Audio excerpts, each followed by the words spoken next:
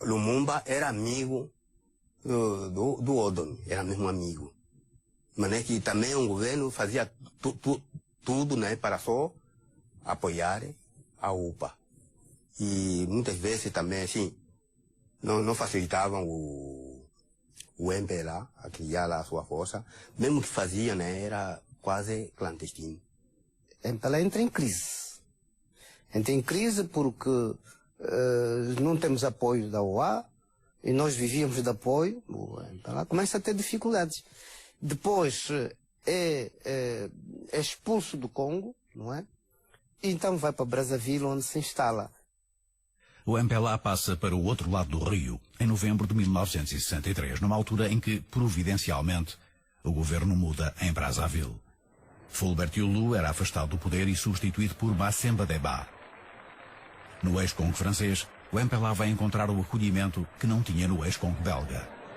O Congo Brazzaville, ou o atual Congo Kinshasa, não nos dava nenhuma ajuda. Os generais congoleses diziam-nos: ponham-nos tantos milhões na Suíça e nós esvaziamos os quartéis e pomos à vossa disposição todas as armas que quiserem. Ora, nós não dispunhamos desses milhões. Em compensação, outros países como Marrocos, a Argélia, a Bulgária, davam-nos concretamente armas. Com estas armas, o MPLA já tinha feito algumas primeiras ações em Cabinda, em 1963. Meses depois, já em Brazzaville, numa reunião que ficaria conhecida como Conferência de Quadros, a direção de Agostinho Neto era fortemente criticada pela condução da luta, e nomeadamente por não ter sido capaz de estabelecer uma base no interior do enclave.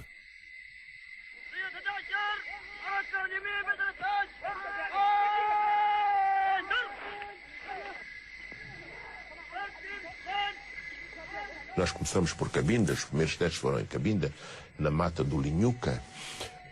Nós passávamos muita fome.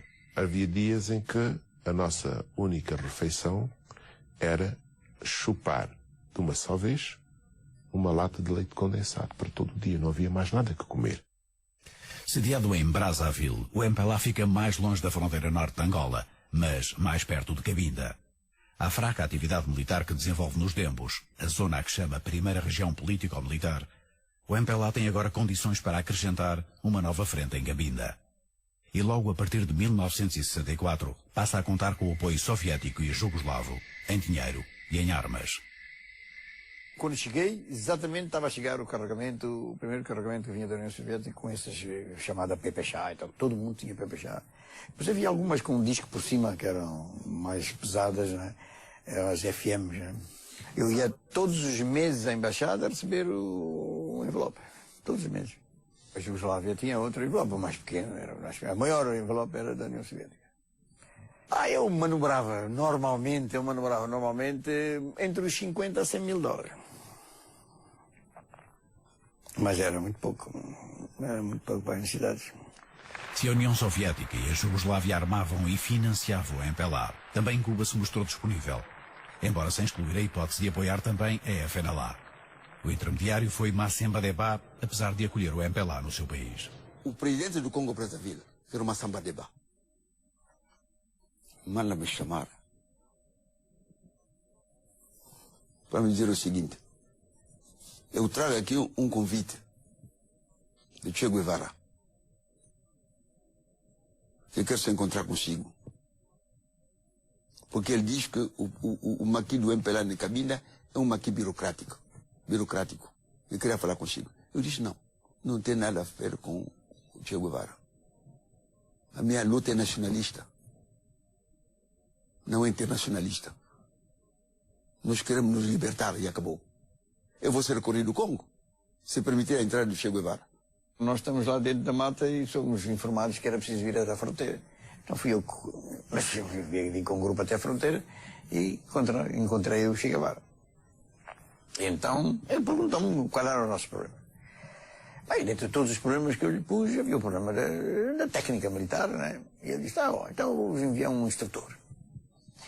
Então a única coisa que eu disse era bom que esse instrutor fosse negrito, né? Para ficar disfarçado entre nós, não mandasse cá um louro cubano que não era muito agradável. E ele disse: bem, vou mandar um bom negrito para que vai vos dar a instrução militar. E esse bom negrito transformaram-se em 6. Quer dizer, chegaram 6 cubanos. Com este enquadramento técnico-militar cubano, as forças do MPLA em Cabinda não representariam mais de 700 homens, agrupados em 3 zonas. A sua atividade militar nos anos de 1964 a 1966 causava baixas à tropa portuguesa, sobretudo através de emboscadas e minas.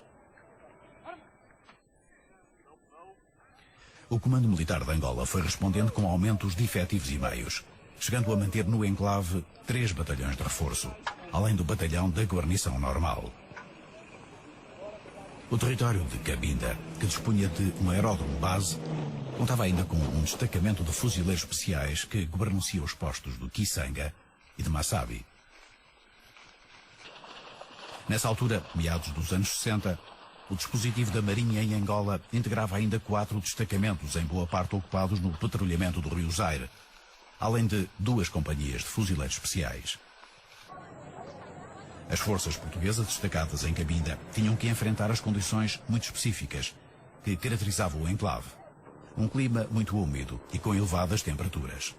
E uma morfologia do terreno muito adversa, o que, aliás, dificultava também a atividade do MPLA, embora as matas densas como a do Mayombe constituíssem bons lugares para a instalação de bases. Holden Roberto queixa-se da falta de apoio do Ocidente. Chega mesmo a afirmar-se disposto a aceitar ajudas de países comunistas em dinheiro e armamento. Oh, mais maintenant c'est vraiment très dur. La lutte est vraiment acharnée. Évidemment, nous ne sommes pas plus forts que les Portugais parce que eux, ils sont dotés de matériel de l'OTAN et de tous côtés. Il y a l'OTAN qui les aide, mais chez nous, l'Afrique nous aide seulement par un langage. Nous n'avons pas assez d'aide, nous n'avons que peu d'armes. A atividade da FNLA é também afetada por graves dissensões. No interior do GRAI, o governo revolucionário angolano no exílio, presidido por Holden Roberto. Não só o ministro do Armamento, Alexandre Tati, tenta e falha um golpe contra a liderança, o que o levaria a juntar-se depois aos portugueses, como antes disso o GRAI sofre uma importante fratura, de que virá a resultar a criação da UNITA. Jonas Savimbi, ministro dos Estrangeiros, afasta-se, acusando a FNLA de indefinição ideológica e Roberto de ser uma criação dos Estados Unidos. O Savimbi, quando estava conosco, estava no GRAI, ele visitava toda a Europa. Com que passaporte? Ele tinha um passaporte português, que lhe permitia visitar toda a Europa, a União Soviética, com um passaporte de serviço português, que recebeu na Suíça, no consulado da Suíça, Portugal na Suíça. E quando ele saiu, onde que ele foi? Não esteve com os portugueses no sul de Angola? É para sul, para a zona leste do território, que vai deslocar-se o centro do conflito, por ação de Savimbi e Agostinho Neto, o que obriga a alterar o dispositivo operacional português. A guerra vai intensificar-se e com ela uma componente que é cada vez mais influente no teatro de operações. A chamada psicossocial. Isso não é muito bem aceito ao princípio. Entre os militares que conviviam comigo, essa ação era mal vista. Pronto. Porque, nós andávamos em guerra, andávamos a combater, andávamos pessoas a ser mortos e agora somos amigos e vamos tratá-los bem.